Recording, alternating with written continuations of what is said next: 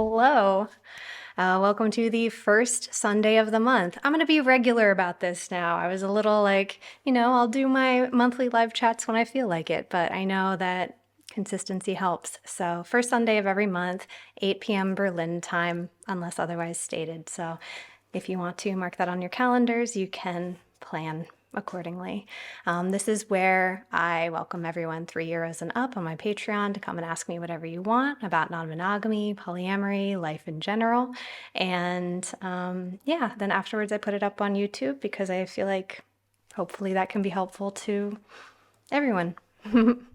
So welcome to everyone who's in the chat. Feel free to drop your questions in. This is my mug from a castle down in South Germany, where King Ludwig in Neuschwanstein, he's super gay. And we kind of were piecing it together. Some people might have seen this on my Instagram stories. We were kind of piecing it together. I was like, he super has, who was the composer Wagner, staying with him a lot.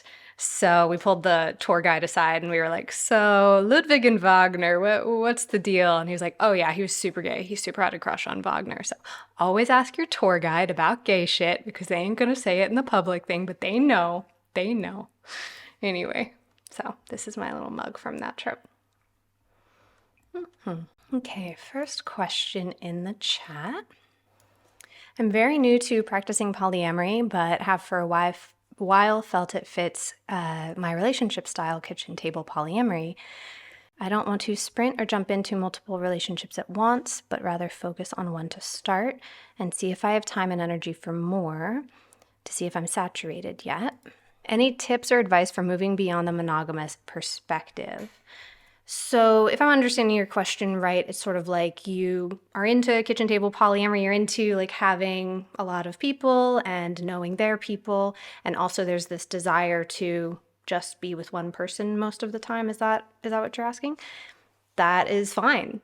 Just do what you want to do, man. That's the thing is a lot of times people say, am I polyamorous enough or am I good at polyamory? If I'm just chilling with one person most of the time, I'm like, I don't know, are you enjoying your time? I'm often with 1 or 0 people because that's who I want to be around. And then if I meet people I want to be around, then I'm around more people, So it is not about enforcing a particular picture of polyamory in order to validate it. It is about, honoring the organic flow of relating and having flexibility to expand and contract as needed, not needing to force it into a particular box, right? So are you imposing something onto it? Ironically, when people try to look more polyamorous, they're imposing rules onto it that are 180 in the other direction of mononormative rules, And they're like, I need to not be with one person all the time. It's like, okay, but isn't that what we're trying to get away from, is enforcing a shape onto a dynamic instead of letting the shape tell us what it wants to do.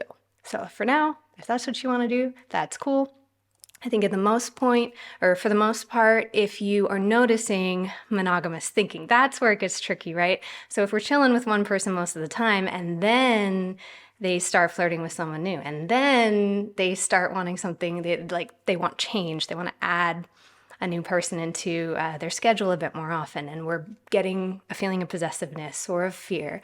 It's both makes sense because change is not fun, and we want to ask it questions. That's where the mononormative concern goes into it, is you don't need to have a lot of people, but is there some sort of reason, and only you will know the answer to this, but is there some sort of reason that you are wanting it to be that way and you're not liking your motives for that? So if you don't like your motives for that, if you don't like your own reactions to things, you just ask it questions. Why are you here? What's your purpose? Do I like you? Do I agree with you? Who gave me this message? We want to approach with curiosity, not condemnation, But all non-monogamy is going to take a different shape. So I hope that answered your question. Okay. Feel free to ask it again in a different way if I didn't answer it right. Okay, next question in the chat. Maybe you've touched on this before, but how do you approach being legally married to a partner where someone is tied to someone in terms of immigration, like with the power imbalance implications and such in a non-monogamous relationship. Yeah, I'm in that situation. I have a partner that is tied to me through marriage for immigration purposes. For me, I told the full story on what's the name of the podcast? Libby Sinback, that Polyam mom. Her podcast is called Making Polyamory Work. So I was a guest on that podcast. You can do a little googly goog and find me on there, and I tell the full story. But essentially, what we did, not everybody gonna do it like this, but what we did is talked to everybody in our life. This is gonna make sense for the material safety of a person so that they are not evicted from a country. This is what we're going to use, the limited tools available to us. How are you feeling, right? And everybody who was going to be affected by that was included before the decision was made. They weren't told the decision was made. And it's not like if they said, well, I don't want you to do that, we're still going to weigh risk reward, right? Would their discomfort or insecurity be weighed equally with someone's material lack of safety, right? So we're just going to factor everybody in. We're going to include everybody. And because we don't live in an anti-hierarchical world, we live very much in a pro-hierarchical world, we are going to come up against systems that force us to make hard choices. And so we just do what we can to rebalance what we do have control over. And in my case, I was talking to everybody about what's a path to divorce? Like if and when this is no longer serving the job it needs to serve, or if it ever is perceived to do more harm than good, are there other options, right? And so that was discussed too. A lot of times people try to hold individuals responsible for participating in systemic hierarchy, and I'm like, come on. Can that individual freaking change the laws, So I do encourage gentleness and compassion for having limited tools. But again, sometimes the logistical reasons or the more justifiable material reasons, sometimes there is covert hierarchy of also I just like them more, so they get more. You know what I mean? So if there is any of that going on, can we name that too? Because sometimes people react to that, but then they can only name this, if that makes sense. So we don't want to invalidate that they're picking up on some hierarchy that is optional, if that is existing. So there's not really a one size fits all. You just talk to everybody involved and see how can I take care of you despite this now legal disparity of rights. I still want you to know that you matter and that you are factored into key decisions in my life. A lot can go a long way, in terms of making people understand that they matter as much to you.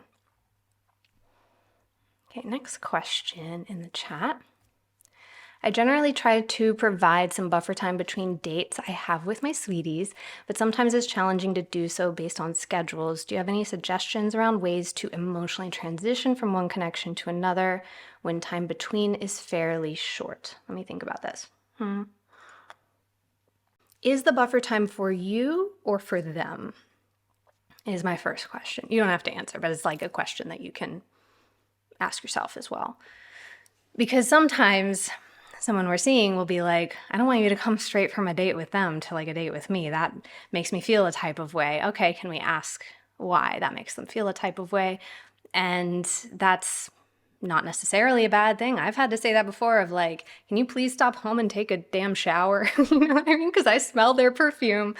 So, sometimes it's very reasonable, but sometimes there is a very emotional reason that a person might have a reaction to that in terms of wanting some territorialism over a day. If somebody's asking you that, it's just I've seen rules of, you can only see me on days you don't see anyone else, for example. I like to ask why.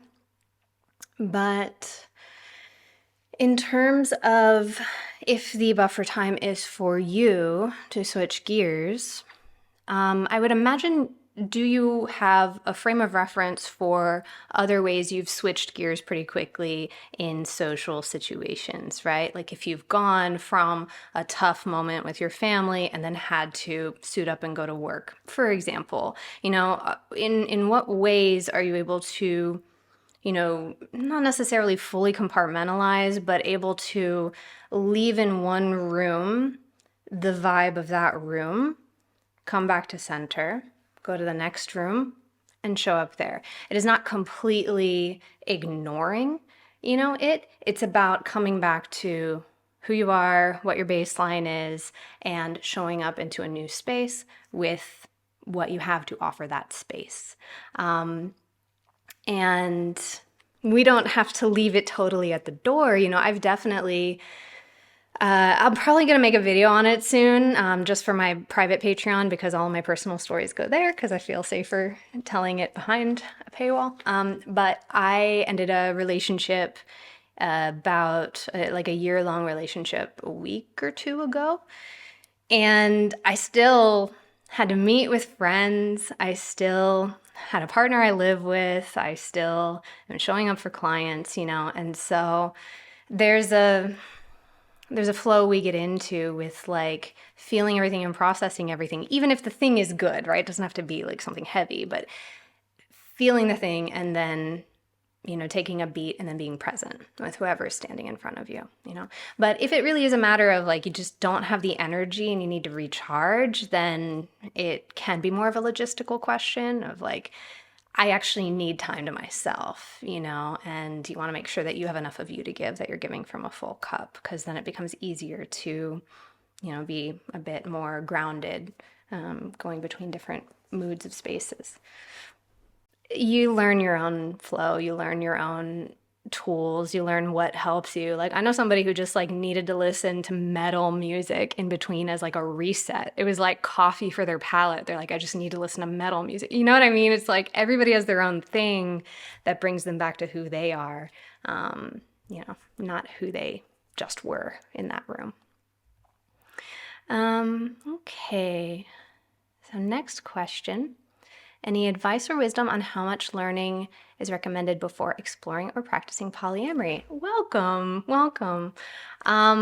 So yeah, I often get newcomers in here who are curious, who are dipping their toe, who are wandering, and especially super studious people who want to, who show up to chats with me with a pen in hand. I love it. And you want to be really prepared. And usually I don't really think that there's ready. I think there's willing to be uncomfortable. So it's not, are you ready for polyamory? It's like, are you willing to feel hard things? Do you have space? Do you have energy? Do you have, openness to stretch that muscle, and to build that tolerance for discomfort, because it will be uncomfortable because you've never done it before. And especially in early polyamory specifically, more so than other kinds of non-monogamy, you're trusting that someone you love is going to go out, maybe fall in love, and still come back to you.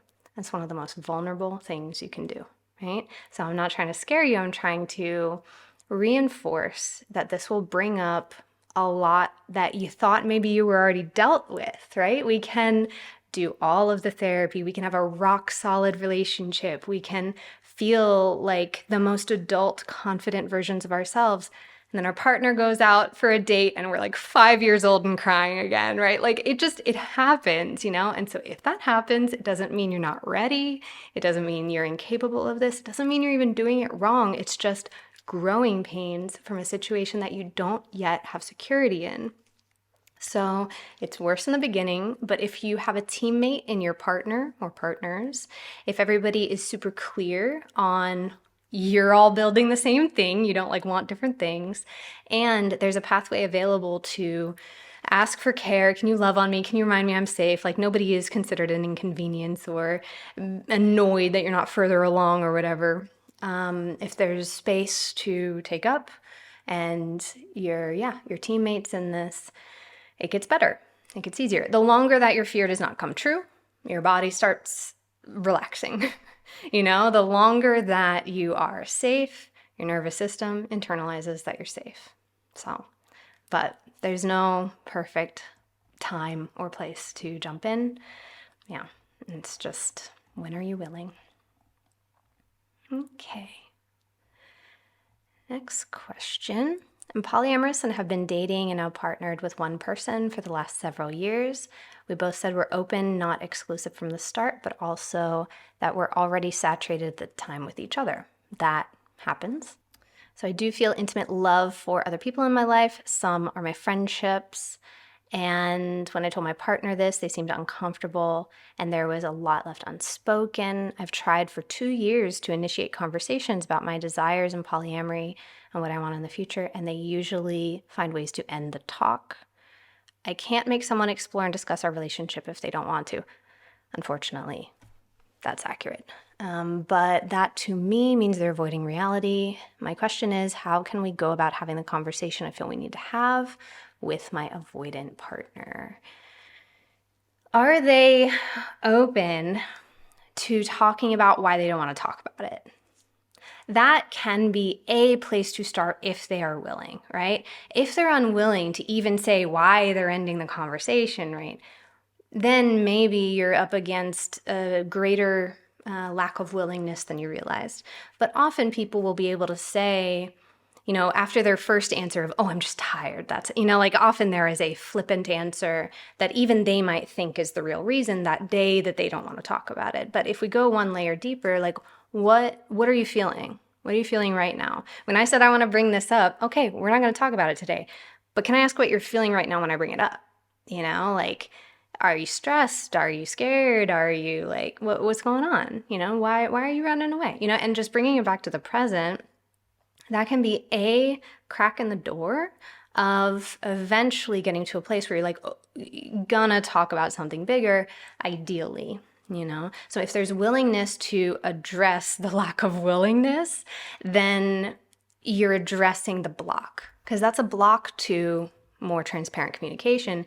You gotta overcome that or tear that block apart to be able to have the conversation you want to have. So can that be named? Can that be addressed? And if the answer is still no, then yeah, I imagine it would bring up bigger questions of how long you want to keep not talking, candidly with this person. Or what kind of shape of relationship would you want to have with a person who's unwilling to talk about those things? Because it doesn't have to be all or nothing. There's plenty of people who I've met who are just like, nope, don't have the time, energy, willingness, none of that. I'm busy, I'm stressed, I got kids, I got shit to do. And I'm like, okay, in that case, then I might have to know you in this way. I'm gonna have to not need you to change because I don't have power over that. So if I'm accepting that this is where you're at and this is where you might stay, then where might I need to be in order to not resent you, in order to not betray myself by suppressing what I gotta say, because shit don't go well when I stuff stuff down. My body will literally reject it and I start spontaneously vomiting. That's what happens to me. So I've learned the hard way that I literally cannot not say things, right? So it's up to you, whatever it looks like for you, whatever feels like is your limit. But not as an ultimatum, not as a, if you don't talk about this, I'm leaving you. None of that.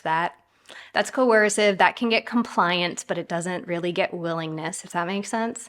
But more just so that you internally can know that you don't have to let you stay in a situation that you don't want to be in, and what might you want to do next. So it's tough because that is something that we don't have control over, is the work other people are going to do or not do.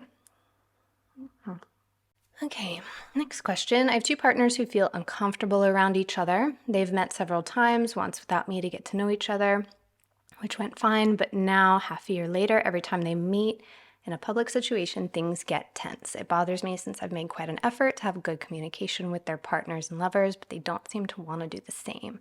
What to do? With lots of O's. You're cute. So did something happen? It's always my first question, because it sounds like they met and it went okay, and now things aren't okay. So did something happen between them? Did something happen with you as the hinge?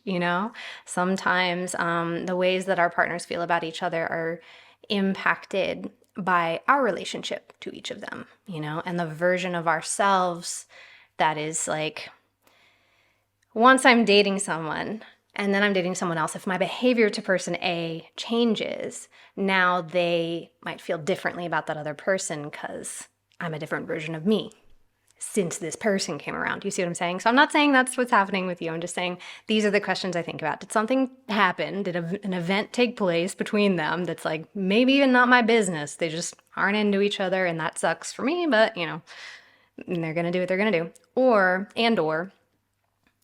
is there a conflict that's unresolved between us? Not mutually exclusive.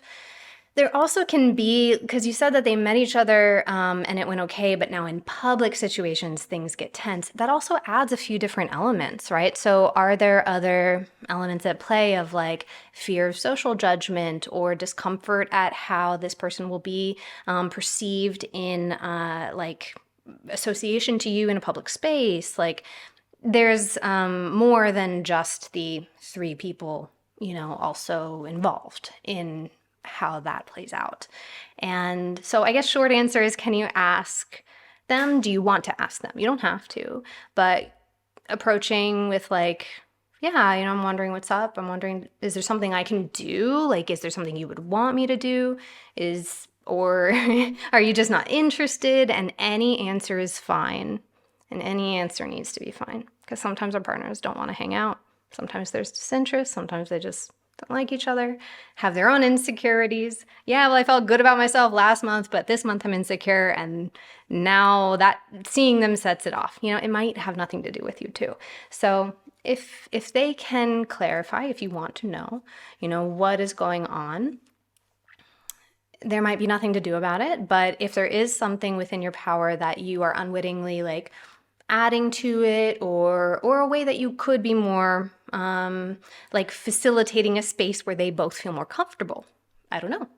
You know, sometimes we just accidentally do shit. We're like, I didn't realize that would make you feel awkward. Okay, thanks for telling me, you know, and they might not always volunteer that info. So can you ask a few more questions? But yeah, I wish we could I wish everybody that we cared about could see how awesome the other person is, because obviously we like everybody that we like and we want them to see that in each other, but they are their own person. And so there's a bit of letting go and a bit of acceptance of that which is without our control, you know? I met a partner's boyfriend. I don't know if they'd call him that. He's been seeing this guy for a few years, long distance, and I met him last week and we hit it off, and I was very happy about that. But I remember actually a time where this partner was going out to see this guy, and I would feel tense when he came back because our communication wasn't great, you know? Our communication was spotty, and like we needed to work on that. This dude was the same dude either way, right? I knew nothing about him, but he became like, I projected onto him like, oh, he's so much more like interesting, staying out all night with this person, whatever. And that was years ago, and I met him finally. He came to town last week, and I was like, oh, he's awesome. We traded numbers and we're chatting. So it's not entirely your responsibility. I'm just saying, like, the hinge partner can play a role in Metamore's feelings of security to relax and even see if they might like each other. But I don't know what the answer is for you. Every situation is quite different. Okay, lots of good questions across the spectrum, from newcomers to more complex things. Okay. I've been quite well in terms of getting off the relationship escalator when it comes to long-term stuff like moving in, marrying. I'm still having a hard time getting off the dating escalator. I always tend to bring a lot of expectations to new relationships, like texting each other frequently and tailoring your lives more. I'd like to be more open about forming new connections in different ways without putting a certain shape on it. Do you have any suggestions to shift the mindset? That is a great question, because it's not just the big stuff. The relationship escalator looks a lot of ways. Like, if you like me on the third date, we should have sex, for example, is part of the dating escalator, you know, at least in places I've dated. So asking about those smaller assumptions can have a lot of value. So the example you offered was texting often. What is the value of texting often? Like, what does texting often mean? You know, abstractly. Because, like, often when we have a picture of a meaningful relationship, we picture certain things like, well, they text me every day. That means they care. Why is that the way that care looks? You know, did we see that modeled in media, on movies, in a rom-com where we, like, the first love we ever had, that's the way it looked, and so we think that's what falling in love looks like. You know, sometimes it is from personal experience. But I've definitely had partners go through the motions and like do the things that on paper it looks like our relationship is expanding. And then I also, I was like, but you're super like not present with me and you're not being honest with me. And so even though you're texting me all the time and we see each other often, I don't feel relaxed because I don't trust you. You know what I mean? So it's like the thing itself is not inherently a sign of a strong or growing relationship. And I also like to question myself of like, why is growing always what has to happen to signify goodness? You know, like why does expansion, ever expansion, why is that what success looks like? You know, because I think it's a rather, you know, internally what I've confronted within myself is that it can be a somewhat like capitalist way to relate to people is like stasis. No, stasis is failure. Doing the same thing for 5 years without changing or doing more, failure. That's a very capitalist thing to do, right? And like, yeah, when I'm like, oh, the reality is like, do I want to talk to this person every other day? Do I have enough to say to them? Do I want to text them all the time? Or do I think that's what needs to happen? Where's it coming from? Is it coming from organic desire? Because I got shit I want to say, I got things I want to send to them? Great. Or is it coming from like top down imposed upon? Can I ask why? Can I pause and ask why? And maybe at the end of asking why, you realize, no, that actually is the kind of care that I want. That actually is what I want from this person, and they're not giving it. And that's why I'm upset. Okay, that's different. That's different than just saying automatically texting more equals good, you know? So you could, upon further inspection, realize you're not getting something that you really do need and want from this relationship specifically. Like it's coming from in here, and then there's disappointment. Yeah, what's the motive? I'm remembering like there's a comment, a guy that I see, I don't know how often. We've been in each other's lives for 15 years and we started out trying to date and it was burned like real hot and hard and fast and then crushed, right? Met his family. I felt alienated. I felt like not wanted there and out of place. I took him on a like vacation and we were both dissociating the whole time and like spacing out and not connecting with each other. I was like, these are the markers of a successful growing relationship and we are growing further apart the more we try to do them because that's not what we want to do. You know? And so when we actually had to take some space apart. We broke up in a somewhat messy way and then years later reconnected and realized, oh, infrequency actually is perfect. And that's not sacrificing depth. Because when we meet, there's this deep pit of your stomach, I know you, you know me. This is a lifelong love. And I'm so glad you're over there building your life with that person. Now I'm over here, you know, like the dailiness actually, ironically, is what would push that person away because that's not what the relationship wanted to do. So are we approaching the dynamic, asking it what it wants to be, what feels natural, what feels spontaneous, what feels organic, or are we trying to tell it what to do? So it sounds like you're already asking that. That's all we can do is be like, oh, I wonder why. And like you can make those tiny decision changes in that moment of that's actually not the motive that I want to have. So I'm not going to text them today, for example. It starts that small and then that becomes a habit and then it becomes a pattern and then it becomes a way of life. So, you know, it feels so good to just do what you want to do and not what you're supposed to do, you know, like what you're supposed to do just doesn't work for like, dare I say the vast majority of us. I don't know if that's too far, but I just, so many of us are dissatisfied because what we're supposed to do doesn't work for us. But I get it. I get it. Okay, next question. I've been taking a break from dating or looking for a play partner for 9 months, or after trying and failing to meet someone for over 2 years. So it did a lot of damage to my self-esteem, so I've been working on that. I'm feeling fear of missing out with friends who talk about their partners and sexual adventures. That's not super kind to you if they're like bragging or rubbing it in. Can you ask them to be thoughtful if you're feeling some lack? Okay, back to the question. I'm turning 50 and I feel like the clock is ticking to explore. I'm balancing the FOMO and knowing if I'm in a space where I can handle rejection again. Any thoughts on knowing when one is ready to try again? That I'm sorry you're going through that, because that is very real. Sometimes like scarcity of options or scarcity of connection is very real.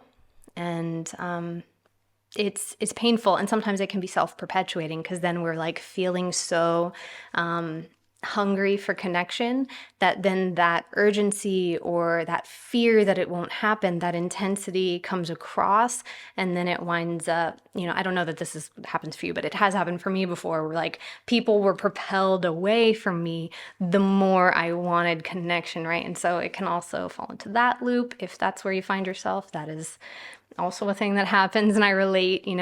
I've been me my whole life, and there have been times where it was super scarce and dry out there because I was not coming to possible connections in a way that was like confident. I don't know. That's again just talking about me, but I was like wanting connections to validate me rather than me go in feeling like y'all would be ridiculous to not want to get close to me. I'm great. That kind of deep knowledge that you love you, that people feel that too. So when you mentioned like that, your self-esteem took a hit and that you've been working on that, I think that's great, right? That is what you have control over. Sometimes though, like logistically, if it is a barren ass land and there's like 2 people who are polyamorous, I don't know, then sometimes it's a really bad luck of the draw, and we turn more towards online spaces to try and meet people. But yeah, and sometimes like if the dynamic is very specific, like as you mentioned, a play partner, like sometimes if it is a very niche kink or something, that can be just inherently less common to find someone who wants the same thing. But I imagine all of the spaces online and in person that people drawn to that might be. So yeah, I think it does come back to what are we showing up with?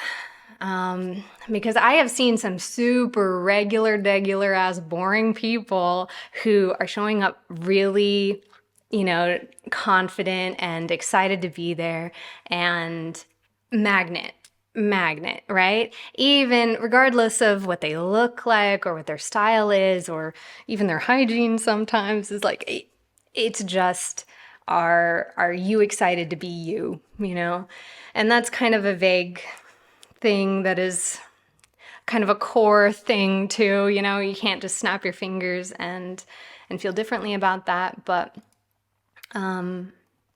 yeah, I saw so I have a friend of mine who is a submissive. He's a submissive guy, and he goes to this kink club where there's a fair amount of submissive guys looking for dominant women, and dominant women are in demand, and submissive guys are a lot like plentiful, and so they come across this dynamic of like, that there's literal tangible scarcity here, and you can't force it, sometimes it is just a disappointing situation.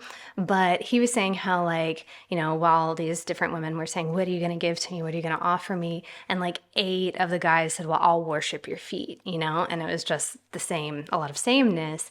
He was like, well, I'm kind of a big dude. I'm going to lift you up. I'm going to give you this like throne treatment and take you all around the room, and like so many people were like, ooh, because he was coming offering something, like thinking about this other person in front of them, like, I know it's going to make your day awesome, and excited to offer that. And then magnet, magnet, right? And so just as an example of like, are we being present with the person in front of us and thinking like, what am I offering you to like actually, and like, and it's a playful thing, and it's a thing that is not self-deprecating, and it's a thing like even within submissive, like, yeah, being a sub, we don't have to project like lowering our own self-esteem internally, if that makes sense. Like there can be a confidence and a weight to how we present ourselves, even if we're saying like, yeah, tell me what to do, you know. I digress. Anyway, so all that to say, I think it circles back a little bit to what I said earlier of, I don't know if it's like, when do you know if you're ready to face rejection again? When are you willing to experience a no again, you know? And are you also skeptical of if they're a right match for you? Sometimes if we go a long time in a dry spell, it's like anybody, please, just anyone will say yes. But are you scrutinizing of who's worthy of your company and time? And you don't want to, you know, be around someone who's going to bring you down or make you feel bad or just isn't a good match. So are you approaching curious, are you a good match for me?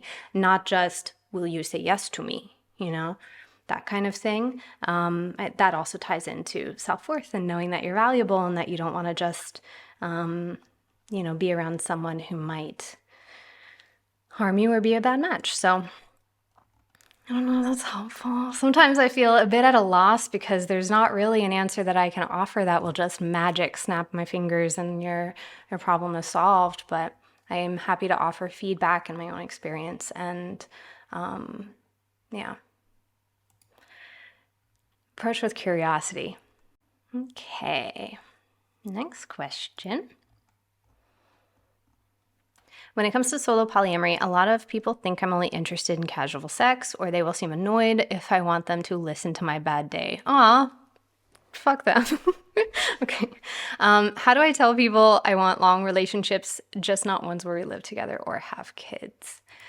I am endlessly frustrated by people who say, oh, you don't want to like do the whole thing, back to the relationship escalator we were talking about. You don't want to, like, you're deliberately opting out of move in, marry, have kids, all that. So therefore, you're in this box of casual. You don't matter as much. So if you want emotional support, you don't get it. Just flat out automatically. It's one thing if two people say, I don't have bandwidth for it, or I don't want to know you like that. Like, that's fair. But just all automatically, you're in this box of casual. Therefore, I'm not there for you. Therefore, you don't get like treated with dignity.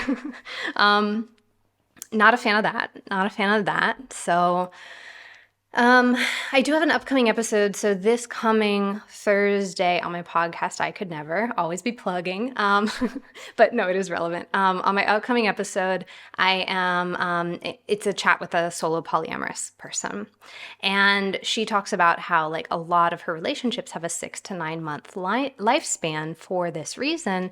And she talks about like just, you know, being really going in knowing that that temporariness might be there and trying to let go of her own internalized monogamous thinking that a romantic connection needs to be the one for emotional support, you know, because that is a thing that a lot of solo polyamorous people, despite seeking out non-integrated lives with romantic or sexual partners, there can still be that leftover thinking of like, but if they really cared about me, they would want to show up for me in this way. Or like this kind of intimate emotional support in the middle of the night when I'm having a bad day, they should be the ones that show up for me.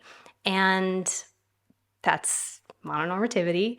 Can you also get that from more like long-term friendships, the people who are integrated in your lives, basically? Like, solo polyamory does not mean that we're an island. You know, when I was pursuing solo polyamory, that's what I thought it was. I thought it was militant individualism. I don't want to need nobody, you know? And like, no, we absolutely exist within community and we exist within networks of care. It's just also about like moving, like making big moves in your own life without really needing to factor in anybody's immediate needs in that way. But yeah, relying on friends for that kind of care. And so, yeah, that's what she was saying. And she'll explain it much more eloquently than me when that episode drops this Thursday, about the thought process and the letting go of certain kinds of expectations. And it's more of an anomaly if somebody stays in her life beyond 9 months, and that gets negotiated, but then she's still expecting that somebody else will start to take more priority once they become interdependent with them. And so, yeah, not pinning the existence of emotional support on a moving target, or not pinning emotional support on something that is flexible or unreliable. Like, where can that be anchored on something that you actually can count on? What relationships are those? So, yeah. But it is tough because the dating landscape is full of people who have monogamous expectations, selves included. We're full of that shit too. No matter how long we're doing that, we still have that thinking. And so I think that also goes back to like the whole success equals growth thought process. And can we understand earlier if that's the way a person is approaching relationships, unquestioned? Like, if they're still doing that kind of thinking, but they're like, oh yeah, I'm actively questioning that, please call me on it when you notice it. Like, that's one thing. But it's like, if somebody's just like, oh yeah, well, obviously someone I'm living with is just going to matter more, and then maybe you're not super safe with that person, so it might be a bit more self-protective of an endeavor. I know it's tough. Solo polyamory is within polyamory that's already misunderstood. Solo polyamory is even more misunderstood, even within polyamorous people. Next question. My wife is really uncomfortable with how fast I'm falling in love with my girlfriend. Oh, she's asking us to only see each other twice a month until she adjusts. I know she's anxious and I want to have empathy for that, but it also doesn't feel right to agree to this because it hurts my girlfriend and hurts me. I've actually talked with several people in the past few weeks about this. It's kind of wild sometimes. Like, I'll notice patterns in my own interactions with people offline, and then questions will pop up like this. I do have compassion for the reason that a person would ask you to slow down your relationship. I empathize with the fear or anxiety or just, benefit of the doubt that they don't have any other ideas of how to fix it other than that. And what I'm hearing is that it's a problem for you and it's a problem for your other relationship, which means it could be hurting the very relationship that this person is hoping to save. Right? That's the rub. Is like, sometimes people say, I'm so scared, I want to protect this relationship, so you have to go slower. And then it starts a resentment that then starts to erode this very relationship. And so when that happens, do not despair, because there's a lot of different options available. And I do absolutely support pursuing agreements that are rooted in how you treat the other person. Like, rather than agreements about what you will or will not do with other people, just because the latter is not enforceable, so there will always be that kind of anxiety of like, things outside of my control, like people will set the rule of don't fall in love. And I'm like, okay, I just don't want your security to be rooted in something that is so beyond your control. And so controlling somebody else's relationship, that can be so precarious, because then, let's say best case scenario, your partner feels more secure because you're seeing this person at this frequency. The minute you want to see them more, now your partner's insecure again, right? Because that security is being rooted in something beyond their control. It's being rooted in external circumstances. So we can either solidify and take root internally and within our relationship and feel like anchored in that, or we can constantly be trying to keep all the plates in the air externally to feel secure. And that is much less doable in the long run. So what we do instead is I usually ask, like, okay, so what is that intended to do? What is the ask trying to do? You want me to see this person X number of times a month. Why? What is that solving, or what is that preventing? Can we understand that? Because if she were to say, well, that way I'm not overwhelmed as often. I can't have panic attacks every other day. Okay. Or if it's, that way you won't leave me. That way I'll know you're not leaving me, for example. Okay, good to know, because that is much more actionable. Okay, your anxiety is through the roof. What are there's probably like 20 different ways that your anxiety can be soothed. What are all of them? Like, what are other things that remind you you're safe, remind you I'm not going anywhere, remind you that this is not an existential threat? What are they all? And sometimes it is literal types of care. Sometimes it is more immaterial, insecurities that they need to work on as well. So it's often a mix. But if we can just dispassionately and non-judgmentally name all of the things that can do what this is trying to do, then we can see, well, do any of those options not make me resent you? Because then that's probably a better choice, like in the long run. And that's where we often start the conversation. We want to validate the need that they're trying to meet, the need of feeling safety, right? While also saying your best idea for meeting that need, baby, it ain't working, And I want you to feel safe. It turns this whole yes, no, you either get it or you don't, it turns that into a collaboration, into a brainstorm for how can we make you feel safe without this unintended consequence from your idea, if your partner is willing to be your teammate in that and collaborate with you on that. Sometimes people get quite militant and ultimatum-y, and then it creates bigger questions of, are you building the same thing? Like, how doable is this if this is not a movable, flexible ask? So yeah. And in general, during change, like any kind of change is scary, period. So I'm doing this 12 years. If I were to enter a new kind of relationship that I've never been in before, I would be scared, period, right? Luckily, I have a lot of experience of like getting to the other side of it, so I would probably not be as scared for as long. Luckily, I have more experience of like what helps me through it, so I'd probably get through it faster. But the fear will still show up because change is fucking scary. So that's okay. Let's look at it, let's name it. And we want to stabilize during change. What can we add that are points of stability? Is it consistency on the calendar? Is it certain types of support? Do I want to bulk up how often I see my friends or how often I see my therapist or whatever? Like, what points of stability that remind you that you are solid and that the external world cannot shake you? What are those things? And can you do them more often? Because there are more often things that are trying to shake you. So that's kind of how I look at it, is that we want to add points of stability while the sands are shifting underneath us. And they will stop shifting eventually. We will reach new stasis, we will reach new routine, and then it will become less scary. So that's the good news, is that change doesn't last forever necessarily. And yeah, you can remove stressors, which is what your partner's trying to do by removing the frequency with which you see your partner. So we can remove stressors, or we can add care. And so if removing a stressor is not working, what can we do in terms of adding care?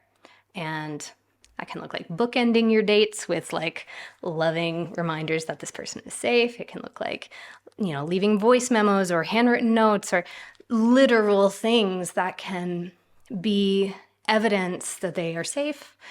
And then their work in the in-between is expanding their tolerance for discomfort and leap of faith, trusting that you will not prove their fear right, So there is a responsibility in that of like not proving their fear right too, So we want to be thoughtful because, missteps during this time can take it longer to feel secure. It's a very crucial time where senses are heightened, and if there were a break of an agreement at this point, it might hit harder than a break of agreement on a regular Tuesday, So handling that with care can also be something important to keep in mind.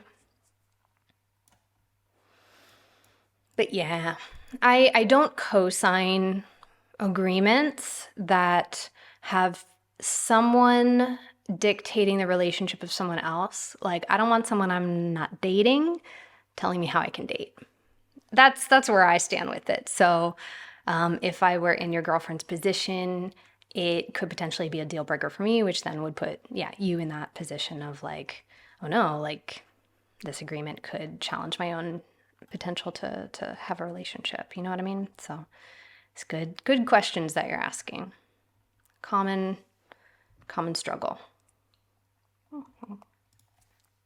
Any more questions in the chat? Feel free to drop them.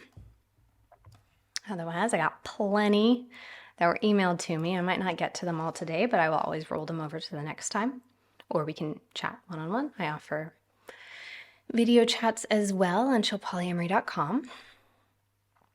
Okay, so next question. I've been with my partner for 6 months. He's married and actually not on good terms with his wife at the moment, unrelated to polyamory. I like her and I'm rooting for them, but it can be hard for me sometimes because he will stick through really tough hours-long talks with her, but then with me seems frustrated if I ask him for anything, like he doesn't have patience for anything extra. Sorry, I just got, I think, some sunscreen in my eye. So if my eye turns red, I am not weeping at your question. I just fucked up my eye a little bit. Okay.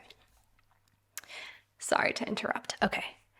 So, he'll talk with her for hours and feel frustrated at you having needs. That ain't cool, but I continue. I know I don't have the same history as them, and I'm not trying to compete at all. I just feel like our relationship isn't taken as seriously because it's newer, and like I need to ask for less if I want to keep him around. Am I imagining things? Is this normal? Ooh. I wish I could say this was a rare question that I face. It's unfortunately something that I face quite often, and it taps into what we were talking about before with this idea of like certain types of relationships have value and others don't, you know? Or even this like idea that with time or with merit, you earn value as a person in a relationship. It sounds super cold because it is, but it is like unwittingly how people will operate. Well, like, my wife I've known for 20 years, so obviously her needs matter more than your needs do. I actually said that to somebody the other day who wanted like this really rigid hierarchy, and I was like, so you're feeling like you want your needs to matter more than this other person's needs. Like, I was trying to approach non-judgmentally because I actually don't feel judgment. I like have curiosity and I do understand why a person would reach for that. So I was trying to clarify that. And he was like, no, I don't want my needs to matter more than their needs. Like, it is nothing like that. And so then I rephrased it like, okay, but you are wanting to, solidify your first place and everyone else will always be second place. And they were like, yeah, that's more it. And I was like, gently, I did just say the same thing in two different ways, and I know it's uncomfortable. We got to name it though, right? Because if that is what it is, then we got to be able to tell anyone who's walking into it that that's what they're walking into. And we're not able to manage their expectations if we are not being real with ourselves, right? So that sometimes I'm like in that uncomfortable spot of just trying to describe something and have somebody agree that we're both describing the same thing. So going to what you're talking about with this person with a lot of longevity is given a lot more emotional investment. Now, that is not automatically like a quote unquote bad thing. It often comes down to proactive negotiation. Sometimes people will say like, I don't have the bandwidth. I want someone I can hook up with every Tuesday and I want a purely sexual relationship. And please know that these are my limits and this and that. And so then if there were to be dissatisfaction with the fact that they were less available, that would be like, well, that's not what was negotiated. So I think a lot of it comes down to what is proactively said and agreed upon by everybody involved.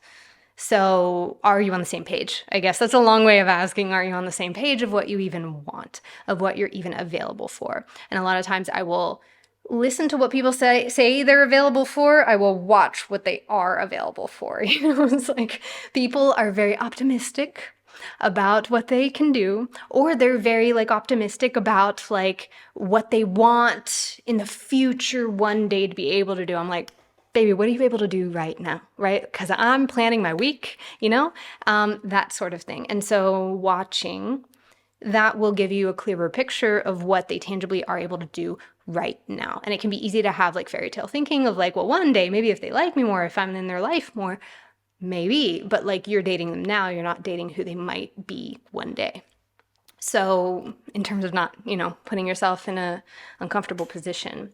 So yeah, frank discussions of bandwidth, not idealized, but practical. And couples privilege, even in conflict, right? Like couples privilege is any benefit or ease or, advantage that a duo will get that other people don't get. And that goes for emotional labor as well, that people might take a conflict more seriously if it feels like there's a, sunk cost and emotional investment. Well, now I'm going to invest even more. But yeah, we don't want to pedestalize longevity because those things aren't synonyms of longevity and a stable, significant, mutually fulfilling relationship. Those aren't always the same things. But yeah, so are you on the same page? It's fair to want care. It's fair to want conflict resolution. It's fair to not want to be treated like a burden. And if this person is not available for that, it's fair for them to not be available for that. Can they say as much if that actually is the reality? If they are available for it, are they willing to look at it and say, oh shit, you're right, I was doing that. I'm sorry, let me make it right, What do they do next? Because I take actions and change as an apology, Yeah. Because the solution to his overwhelm should not be you just shrink indefinitely. That ain't what we're doing here. You know what I mean? So, yeah. Okay. Well, we're at our hour. Thank you so much for being here. This is fun. I am excited for what's coming up in this next few weeks. I've got some awesome interviews coming out on the podcast. I've got some juicy gossip for you patrons with a couple of story times that I'm going to collect myself and find the right way to put words to. And as always, yeah, I'm happy to chat with you anytime, one-on-one, when you might want to. I hope you have a beautiful rest of your day and a great week, and I will see you next time. Okay, bye.